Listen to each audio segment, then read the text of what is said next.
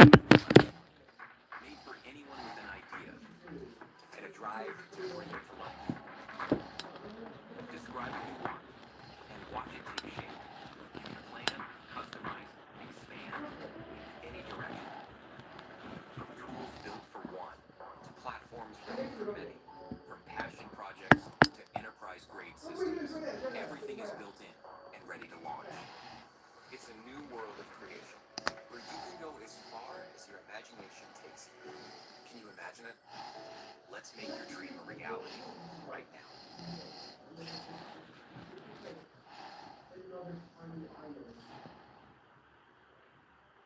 On the 19th of April 2026, just a day after our independence, I joined Zimbabwe. Tabet Chidziva went to work in Johannesburg, South Africa. The job was quite simple. She cooked sadza, or popularly known as pap in South Africa, and she sold it for a living. This is how she was able to feed herself and her children, including a 25-year-old pregnant daughter. That unfortunate afternoon, a man came to her job and ate her food, but refused to pay. And when she asked him to pay, there was a bit of a scuffle, and he shot her 2 times at close range and walked away like nothing had happened. He was so calm as if he's done this before. Just like that, she lost her life for 35 rand.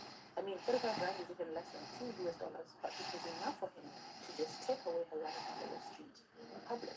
The most depressing thing was the fact that a lot of her family members only discovered that she had died through a viral CCTV footage. Her murder was literally captured for millions to see. She was then later repatriated back to Zimbabwe and was buried a few weeks ago. And the part that really gets me is the fact that Tabet's death is not unusual in South Africa. In fact, the day that she died, more than 30 people were shot dead in South Africa. The next day, it was even 30 something other people that were shot dead. How are people continuing life like this is a normal thing? So today's rap session is asking a very uncomfortable question. How did South Africa, the rainbow nation, the most industrialized country in Africa, the country that gave us Mandela and Mandela's peace, become one of the deadliest countries in the entire world? My name is Ben, and welcome to my rap session. If you're interested in this type of content, please do not hesitate to click the subscribe button and please. I used to love South Africa, but never stepped my foot there again. So let's get right into it. I mean, again, well, I went once on transit. Didn't really leave the airport, but I always wanted to go visit South Africa. No, never. That's it.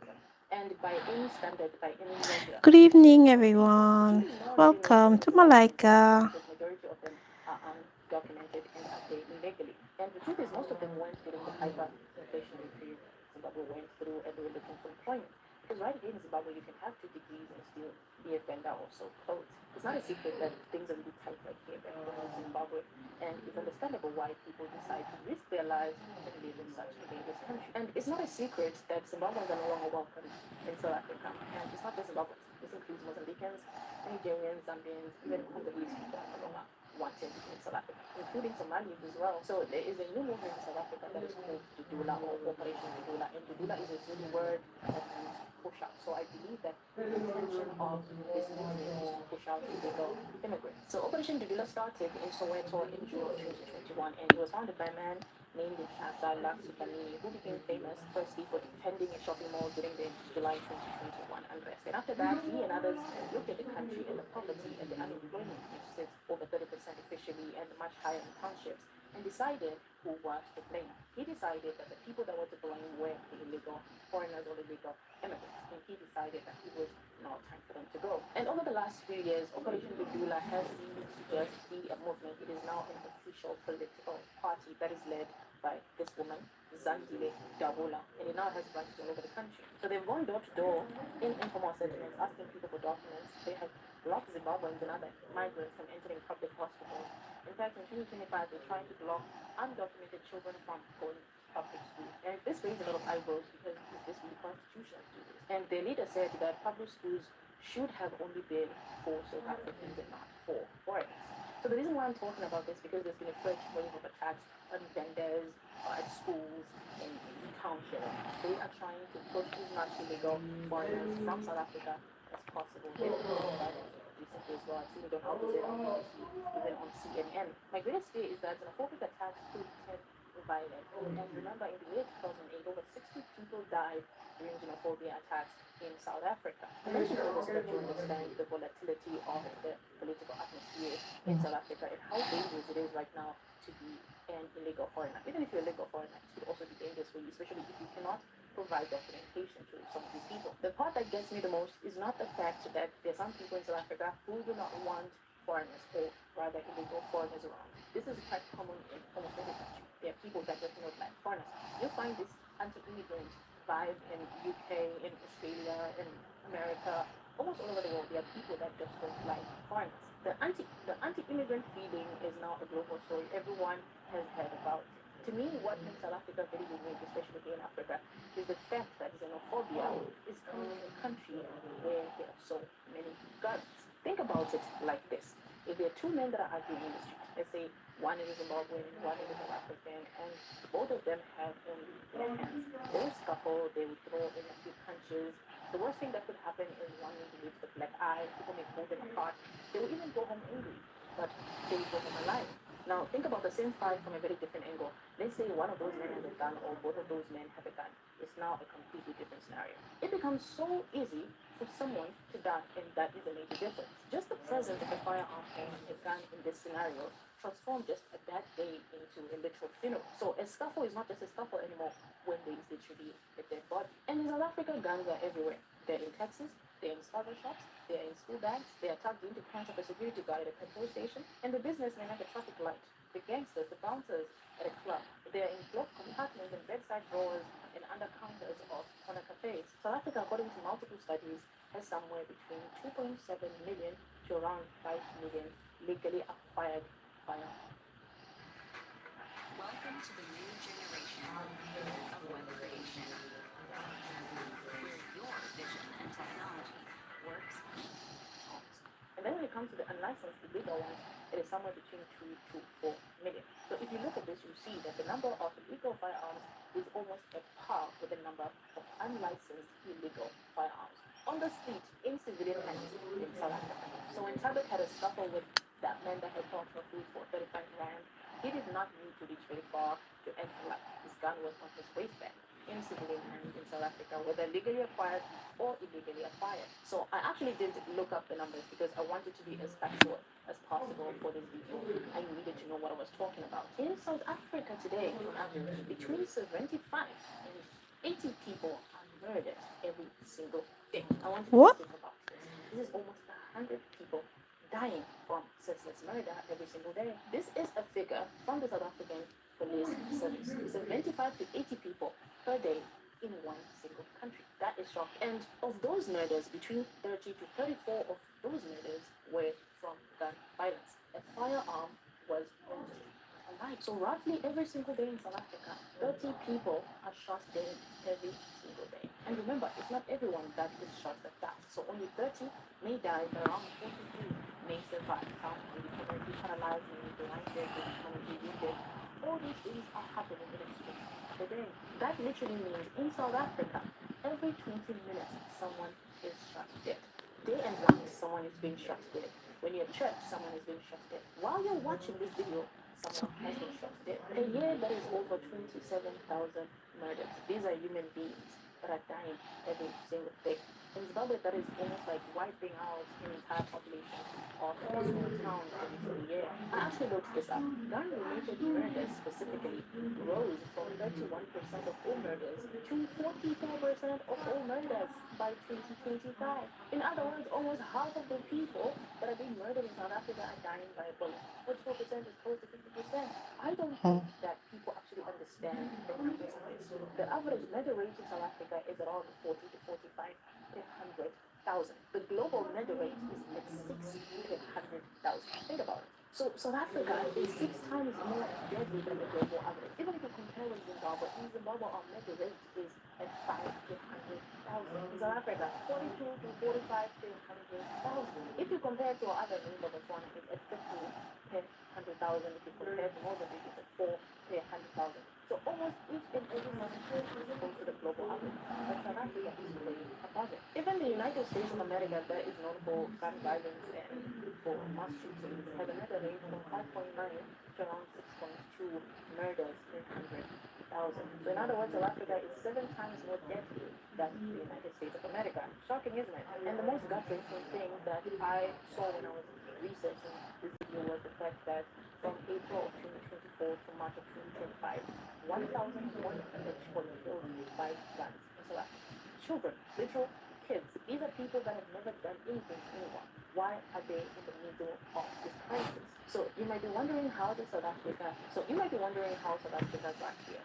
How did it become one of the most violent countries in the entire world? So you might be wondering how South Africa became like this, because it was not always like this. And how did it become one of the most dangerous countries in the entire world? Obviously, we cannot talk about any problem in South Africa without talking about apartheid, right? They only got their independence in the year 1994, and most of the problems right now stem from that period of racial segregation. So it all started with the apartheid government, right? It armed itself to the teeth. They produced their own assault rifles, their own ammunition, their own bullets. They tried to be as self-sufficient as possible when it comes to arms. So because there was resistance from the black population against apartheid, the state then armed white civilians with guns, saying that they needed to defend themselves from black danger. Even after arming the white civilians, they did something very sinister. They infiltrated the townships and flooded it with weapons in order to fuel violence between the ANC, the IFP, and other armed groups among the black population. And then some guns came to Mozambique because ANC had a military wing that was called Inequality, and it was resisting the apartheid government. So this brought in a lot of AK-47, a lot of pistols, and when the war ended or apartheid ended, these guns did not just disappear, they sank right back into society. So because of this, by 1994, South Africa had become one of the most violent countries in peacetime in the entire world. I had to mention peacetime because some countries are at war, so it's different from maybe South Africa, which is not really at war and people just murdering each other. And for a while, it got better because from the year 1994 to around 2011, there was a drop, there was a dip in the murder rate in South Africa because of an act that was passed by the ANC government. And this was the firearms control from the year 2000. It was meant to make it very difficult for a civilian to get access to a gun or a firearm. So they introduced background checks, competence tests, and mental health checks, and it worked because gun deaths fell. I want you to just imagine how many people ended up surviving just because there was stricter control on guns. So the gun rate that had been falling for the last 20 years suddenly began to rise again in the year 2011. But what caused this? The key word to anything in Africa is corruption. There was a man and his name was Christian Henschel. He was a colonel in the South African police service. He worked in Vereeniging, I don't know, but it's in the Gauteng province. If you're not in by any chance, please tell me how to pronounce this place. And this man was supposed to be looking after firearms that had been confiscated by the police or handed in by citizens or seized from criminals. His job was literally to keep these guns safe and away from civilians as possible. But instead, this man was so greedy he decided to sell them in Cape Town. From the year 2007 to 2015, for 8 years, Colonel Prince Lou, working with another colonel named David Naidu and a businessman called Ishad Kantalaha, ran a syndicate that took guns out of police armory and trafficked them to the gangs in big flats. They wiped the serial numbers, they killed them, and they sent them down in a truckload. All this just for money. The estimates of how many of these seized guns were sold to gangsters is from around 2,500 to around 9,000. Just think about that. Just think about that for a second. So I only got to know this from a criminologist. His name is Mark Shaw, and he wrote a book about this. It is named Give Us More Guns, and he calls it the deadliest single crime in post-apartheid South Africa. And this was eventually discovered by a police task force that was called Project Intimate, and it was led by two senior police officers. One was named Jeremy Vieri and Peter Jacobs, and they eventually traced Henslow to over 1,066 murders in Cape Town in just 6 years. In actual fact, they were able to link the guns that had been sold by Henslow to the murders of over 67 children between the year 2010 Wow. and 2015. 67 children, some as young as 6 years old, were killed just because of the greed and corruption of this police officer. He was finally charged and tried in the year 2015 and he pled guilty in the year 2016 and was sentenced to 18 years in prison. 18 years in prison for selling weapons that ended the lives of over 67 children. Just think about that. And unfortunately, 4 years later, he was given parole and was cited to be released from jail. And sadly, one of the gang unit, Colonel named Chad Kina, who was continuing the investigation into corrupt cops and trafficking of guns, was assassinated outside his home, and he had asked for police protection before he was released from jail. And this is not to say that he is completely to blame for every firearm that the police has ever lost. In actual fact, the South African Police Service has admitted to losing more than 7,000 guns that were in their custody. Just think about this. Where are the guns now? And it's not just the police service that has lost its own weapons. It is also civilians, people that have acquired licensed, legal firearms. About 500,000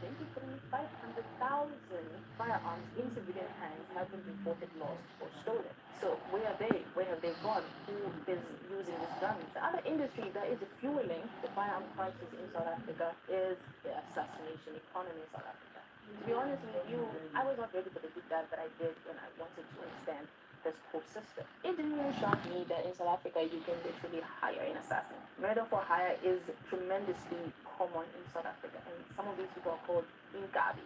It's so sophisticated to an extent that the price is charged based on who you want to be killed. Obviously, if it's someone that is more popular or someone that is worth more, you are going to pay more. From as little as 10,000 rand, which is almost $600, you can hire an assassin to get rid of anyone that you probably do not like. In 2022 alone, there were more than 140 assassination killings, and majority of them were in the taxi industry. We're not going to do a deep dive into the taxi industry, but it's a very volatile economy in South Africa. In actual fact, the government reports that almost 46% of the assassinations in South Africa are linked to the taxi industry, and around 21% of those are supposed to be political killings when people get rid of their political opponents. Then around 22% are organized crime, drugs, prostitution, trafficking, all those things. And the rest are just personal, people taking out their spouses, their relatives, their business partners, all those things. But majority of those killings are taxi-related killings. Unfortunately, over 87% of those assassination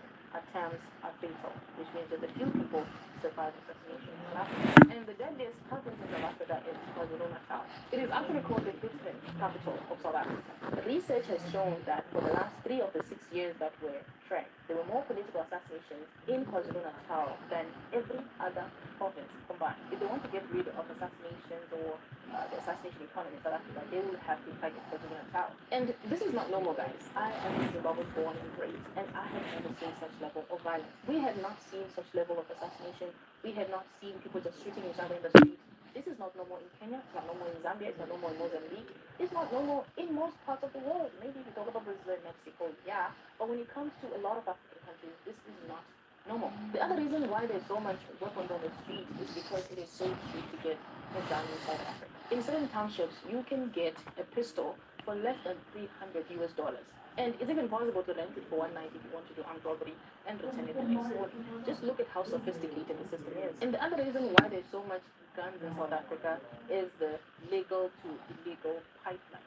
Because there's just so much legal gun ownership in South Africa. It means people are going to lose guns, people are going to sell their guns and then claim that they lost them.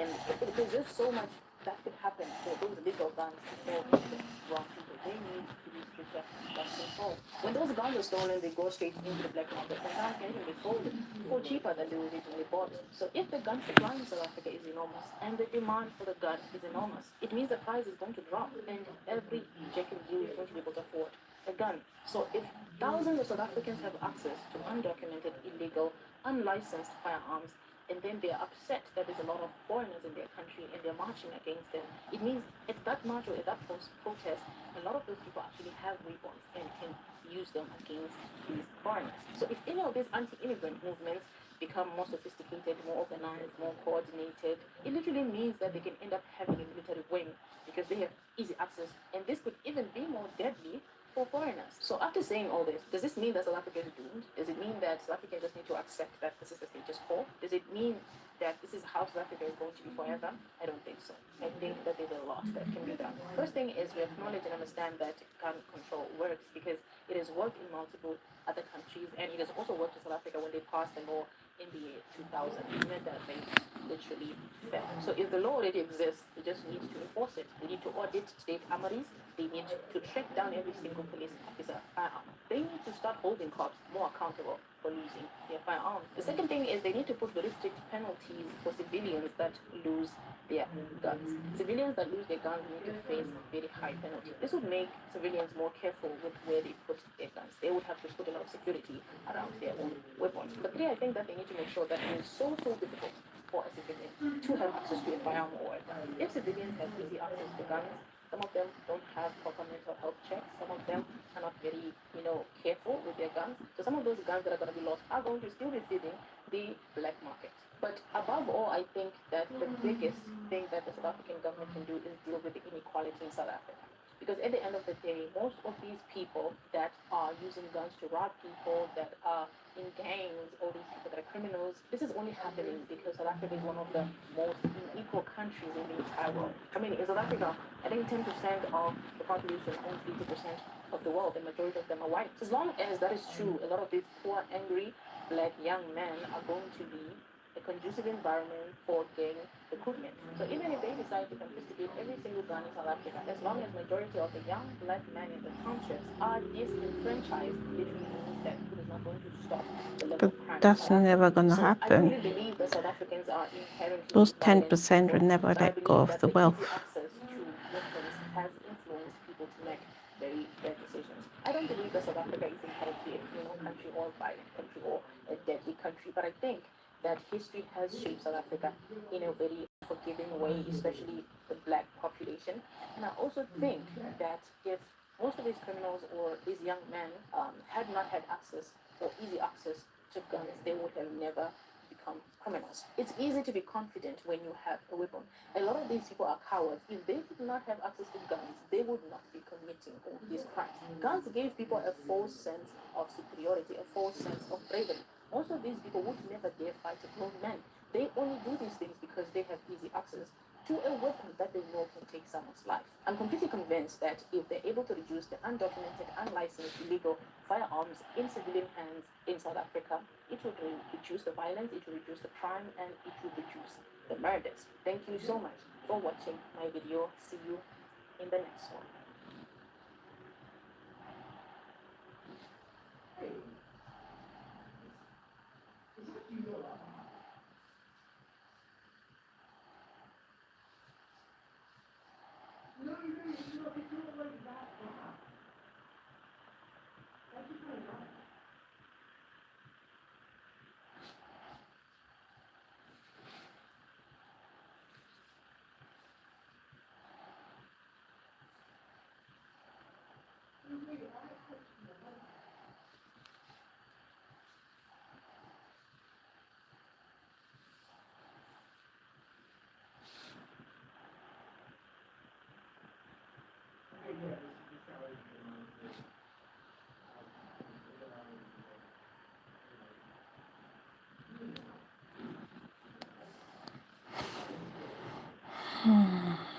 Let's finish watching the Maya.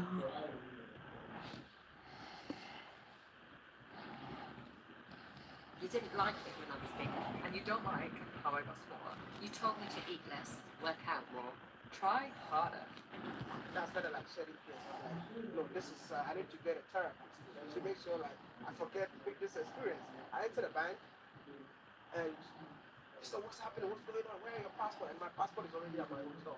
So he said, no, he's a thief. He's a terrorist. I'm like, oh my goodness. Yesterday? No, I Oh, mean, wait, that time. that, That's it. 2019. Okay. And I think it was easy for us to call a terrorist because I was on with a Somali guy that time who was our host here. Oh. You know, our host there was from Somali. So it's like everything just fall in place. And I entered the bank and the police, I think they took us to the police station. So I went to your central police station. Yeah. I was kept there for a few hours. The guy To protect you or to no, investigate? to investigate whether I'm really like a terrorist. So what saved me was that one police officer came in and said, "Oh, is that the guy who makes videos on YouTube?" I said, "Yeah." Oh my goodness. That's what saved you. That's what saved me. And I went back to my hotel and I stayed in my room for 3 days without stepping out. was traumatizing. And Yeah, the fourth day, I left for Livingston and we got deported from Livingston. no, that's What? not No. story. Is it? Did you really? I got deported from Livingston. You were deported from I was deported. Why? So, coming to Zambia as a Ghanaian, it was a 30 days visa, right? You have to pay $25 or $50. I paid for that, but they asked me how many days I'm staying. I told them I'm staying for 7 days because I knew I was staying for 7 days. My return ticket was 7 days. Now, because of what happened to me, I stayed in the room for 3 days. Right? On the fourth day, I went to Livingston. So I went to see the falls, and I flew my drone, and the drone went on low battery. So the drone ended up in Zimbabwe. You know that the other side. So I was just crossing. They said I have to cross there to go and pick up the drone. While I was going, the lady checked my passport. Said, "Gentlemen, you have overstayed for 1 day." I'm like, "But it's supposed to be 30 days." But they said, "No, the officer that stamped the passport did 7 days." I'm like, "No, I paid for." He said, "No, you paid for 30 days, but the stamp shows that it's only 7 days, so you are getting out of this country 48 hours. Go pick up your drone or whatever you have and leave this country." And they stamped the deportation with your passport. And then I had to rush back to Lusaka, Deporting an African in an African country. Africa needs to wake up, man. How can you deport your own brothers? For me, I always say one person does not represent an entire country. And I also wanted to change the way I feel for Zambia because I believe that there was more to Zambia than the experience that I had. So I wanted to give Zambia another chance to erase all those terrible memories that I've had. And hence the reason why when this whole Fugu banter was happening, I don't know if you realize that the first Fugu post I did was crazy. I did the first Fugu post, and even my comment had a very like a hate speech in it. Check it out. If Your comment. my first comment about the Fugu thing had a hate speech in it. What did you say? I don't want to say, but you can see. I don't want to go back there. It's okay. You can- We'll find it. Had a little bit of, but I did that not because I did that not because I wanted to be hateful, but because of the memories that I have for this country. So when I saw them calling my president outfit blouse, I was like, this guy's the same people that deported me, the same people that nearly killed me. So, and then I made the post and I slept off. I woke up the next morning and How did that Fugu outfit come up? So how did the what? The Fugu. the outfit of How did is it who came up with it? Is it a designer? Is it No, no, something no. that just Yeah, so it's a traditional outfit for the northness of Ghana. So the people from the north, that's what they wear. Kings, it's a royalty kind of outfit. But now, like Ghana, it's like Zambia, one nation. right? So we embraced each other's culture. Here's the reason why the entire country wears Fugu bag. It's actually from the northern part of Ghana. How did Ghanaians take it when that started? No, I think initially we were all angry because that's our national pride. And seeing Zambians calling it a blouse, and especially knowing that our president was the one wearing it, I think a lot of people were offended. And yeah, they were offended. But at some point, we brought the Siziba in there and became more like a comic thing instead of the seriousness. So here's the reason why I told myself, okay, what I said earlier was not diplomatic. I think I spoke out of emotions because of what happened in the past. So let me just take a step, compare myself, and here's the reason why I posted I'll be coming for Kumoka. What's the experience been like this time? It's beautiful. Like I'm so glad I came. You know, I feel so healed. I won't lie to you. I feel so healed. To the extent that I was telling people that I'm just gonna go back home and create a pharmacy called the Zambian Law, where when you are traumatized, you can also buy the same law from the pharmacy and then just go heal. You know, because listen, 2019 was a horrible time for me because it was more like just coming out of China, young boy who wants to showcase Africa in a positive light and going through that. I was traumatized, you know, and knowing that it happened here, there was no way I was going to leave this country. And these are your own people, right? That even makes it more sad, you know. Yeah. These are your own people. But at the end of the day, listen, I'm glad I came back. I have nothing against country. I feel like whatever happened was meant to happen, and we look forward to come back. Are you getting paid? For who? The government. No way. I bought myself. I paid my own ticket, Okay. and that's why. So ZTA and everybody else is not involved in any The Zambia So, tourist so, so what? I wish I can give you guys a bit of a background because I personally wanted to work with ZTA when I announced my return, the return of the deportee. I wanted to work with ZTA, but I didn't get a very positive response because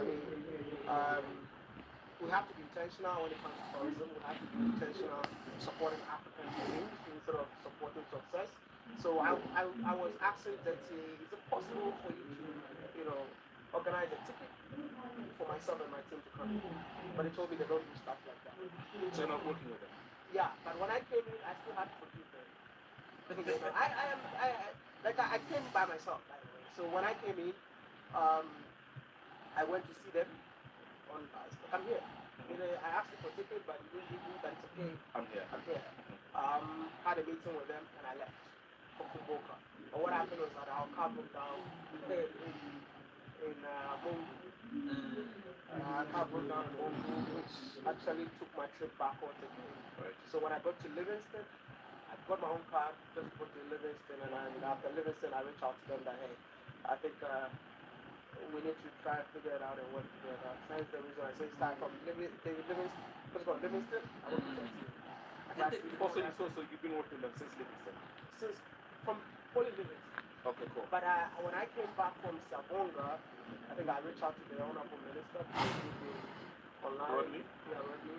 Did he know who you were when you reached out? Yeah. I mean, he's been tagging me in his posts a lot of times, so we have that relationship. It's just that we never sat down and talked. So when I came back from Sabonga, that's when I met him. So he's actually planning my next trip. Leg of the tour. Yeah, leg of the tour till I get out of the country. Okay. One last question.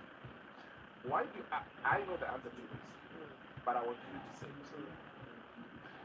We have people in this country that, let me say popular, right?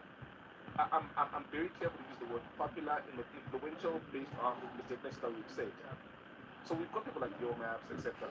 Why do you think that they would collaborate with a Ghanaian to promote Zambia as opposed to working with a local that is popularly known here? I will answer you very diplomatically.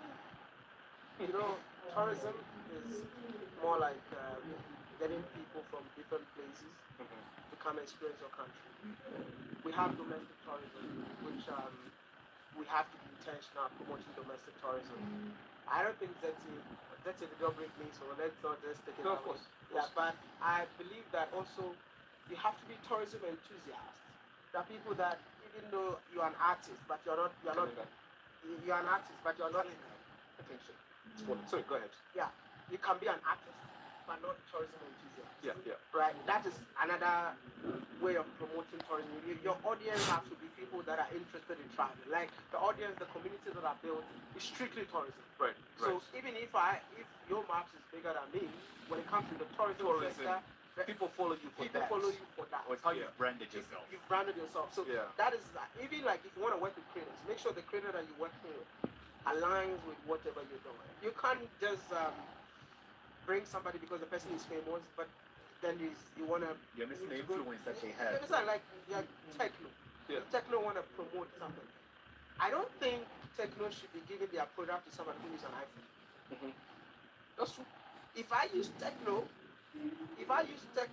like I use it with my what do you call it, like passion. So when I'm talking about the brand, I know what I'm talking about. If I want to travel to take photos, you should see you see, there's so many things that are wrong in marketing in Africa. You see an artist being funded by techno, and then you see him somewhere holding an iPhone. Like if you are the brand owner, how will you feel? I ain't doing it. Thank you. So that's for me. That's the tourism. We need to be intentional in terms of finding people that are focused on tourism. This is why you see me with 3 techno phones. This is a techno That's phone. a good one. If techno is sponsoring you, Yeah. you should be using techno throughout because that's where you get your money from. Because my question also comes from, because I saw the South African government collaborated with Trevor Noah Yeah. to promote tourism. I don't know if you saw that ad. Yeah, of course. Right, comedian. Yep. Can I give you an example? Sure. Trevor Noah was based in the US. Yeah. Has a global audience. Rich. Yeah. Yeah? So using Trevor Noah explains it all. Because at the end of the day, I might be in Ghana and I know Trevor Noah. Yeah. There's a guy in Botswana, William. Yes. Light skin dude. You know, people don't even know he's from Botswana. They think he's from South Africa. Exactly. Now, if you check his audience, global audience, Very little Botswana. you get what I mean? So a guy like that, you can use for tourism to tap into his audience. Yes. So when you're marketing tourism, you just have to be intentional with your reach. Yeah. Because at the end of the day, because I've seen William there, I want to go there.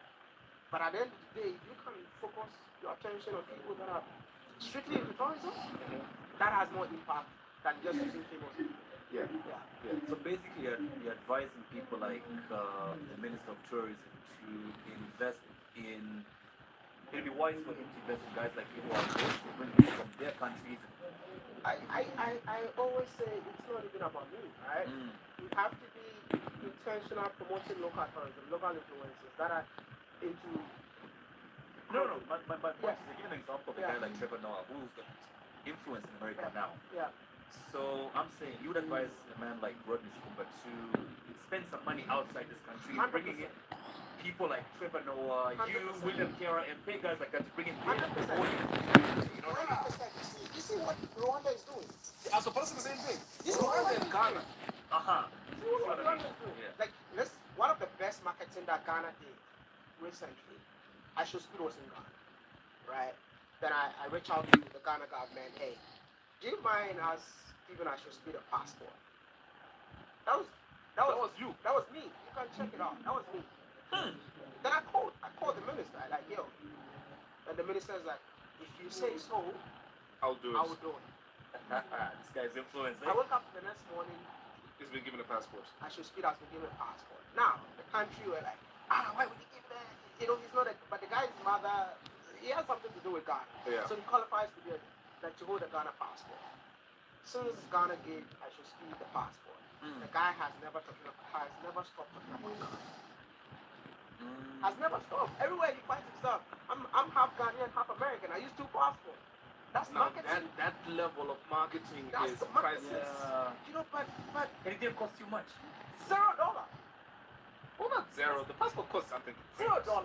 What do you mean? What do you mean? It doesn't No, matter. but don't forget that. Don't forget that Ghana gives the diaspora passport. Yeah. You guys have got the euro to be The Europe, And it's $0 to enter Ghana now for all Africans, right? For all Yes. Africans. Yeah. don't forget that. Ghana intentionally gives the diaspora passport. So giving a diaspora like Speed a passport is $0. But then the amount of exposure that you get. I just met somebody here saying that they are going to Ghana to do the same massage that Speed did in Ghana. Well, what massage did you do? I need to take it. It's called the shea butter massage. Shea butter. Shea butter. Where we got 6 ladies just massaging one person. I'll take it. I'll take it. Happy ending and everything? I don't know about that. Oh, now? I don't know. I don't know about that. But I'll tell you something. Yeah.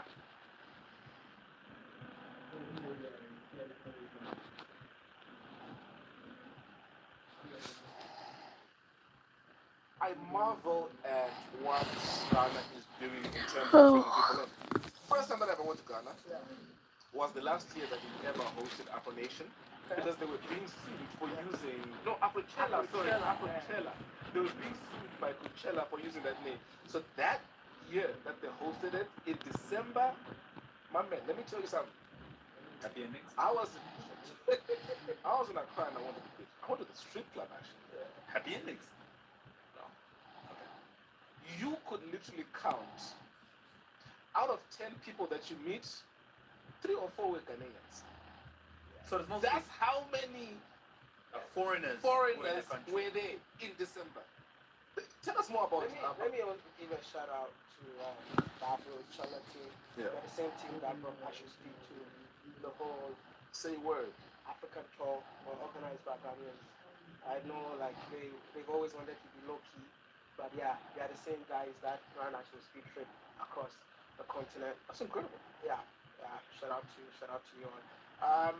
See, So Afro Nation now, no, etc. Apple Chola. No, but in December you guys still have Afro. Yeah, we still have Apple Chola. Apple Chola is every year. Yeah, December, right? Yeah. So Ghana has, I think one of the best marketing that our former president did was in 2019 declaring it as a year of return. The year of return was more like everyone that feel connected to Ghana should come home in December on visa free. In December. 30 December, and it was coined as 30 December, which was Early December. 30 December, which was coined by Meister. Shout out to Meister. Which any African descent, if you have an American passport and you're an African descent, you arrive in Ghana, it's this on arrival. It's a free for you. And now, for all African countries, It's visa free. It's visa free. It's visa free. You know, I once said, I marvel and I laugh when people this part of the continent start complaining about slavery. I'm like, we need to sit down. Because when the white people came and they looked at Africans, they looked at Southern Africa and they're like, they're not as big, they seem lazy. Because you know where the slaves came from? Shut up. West Africa. West Africa. Yeah. Western Central. Yeah, West And in Central. Ghana is where, I don't know if it's the port where most slaves Sierra Leone. left. Yeah. Right? So Ghana, Senegal, Sierra Leone. Sierra Leone, Liberia, the west coast of Africa. Even like we did some were taken from Burkina Faso mainland and then walk All the way them all the way to the beaches. just to take Transport them them to to the west. yeah. And if you go to that side of the world, they Massive niggas. they speak like us, eat the same food. If you go to the Caribbean, Oh, right, of course, yes. if you go to the Caribbean, they eat the same meals as us. I mean, I went to a country called Suriname, and they were speaking my language. No. What What language do you speak? I speak Cree or Fanti, whatever you call it. It's Okay. there. Yeah. The same like you can find our words. Like so, when they went there, different countries, so they decided to put the languages that each and everyone speak on the language Right, together with right. their master's language. Hence the language that they speak there. But when they speak, you can pick words. You can pick up a from it. couple of things. Even their names are Ghanaian names. I don't know if you're aware that everyone born in Ghana got the same name. What do you mean? We have 7 days, Monday to Sunday, Yeah. and each day represents a name. So I don't know if you know Kwame Nkrumah. Yeah. Kwame Saturday. Your born. first president, right? Yes, Kwame was born on Saturday. Oh. Kofi Annan was born on Friday. I don't know if you've heard of Abena, a popular name. Abena should be very popular. So Tuesday born. So wait, What- your what- name. What Your am I? name is Were you born on Bertolt Wednesday? Kobe Kobena. Winkler Kobena. Akon. So Kobena is Tuesday. I was born on Tuesday. So the Kobe Bryant, that's like Tuesday born. So in Ghana, you can find millions of people calling So what's your first name? Bertolt. Bertolt That's Kobe a German. Winkler. So you can name your name, what, Kobe? Kobena. Kobe. Right, Kobena, and that's that- Tuesday. That's Tuesday. So what, is that the day that you were born? Yes, So, depending on the day that you were born, determines the name that you give it? exactly. What? And so you can find 7 different names Mean the same doing thing. the same. Right? So we all know the day you're born by you telling us. So what's your name? You mention your name. I know, okay, yeah. We have like also attributes. So Wednesday borns, Kuku, those are the womanizers. So they say stay away from the womanizers. Yeah. Cool, Kweku. Kuku is a. No way. You have a friend called Kuku? I do. Who is that? Do you know a company called Is he Peswa? womanizer? Do you know a guy called a company called Peswa? Yes, a podcast, right? No, a company called Peswa. So Peswa, they're working with MTN to give loans Okay. to agents. Okay. So it's the biggest company. They disburse like almost $19 million So a even if- month. His name is Kweku. So even if it wasn't womanizer, you wouldn't say because it's funding you guys. He's not funding us. He's a partner. But you wouldn't say either way. And he does not look or sound like a. I mean, Listen, okay. I mean, the Quick question shout out is, to Kweku. yeah. He's an upstanding guy. Is it a guy I heard you talking to the other day? Yes. All right. That's Kweku. So we normally say, oh, the babies are. Right, I'm gonna go to bed. I'm gonna finish this tomorrow. She's gonna be done tomorrow. You know the This is person her about- sister. You wanted me Okay, it's done When you saw already. it, did you? No, yeah, I wanted to, but I didn't get a chance. But Tell this me, one is because still that was like bored, a so hard I'll topic. finish that Because I've seen people tomorrow. traveling. So, walk us Thank you through for watching. what happened. Have a good night. So I woke up one morning and I'm like, Like, you know what?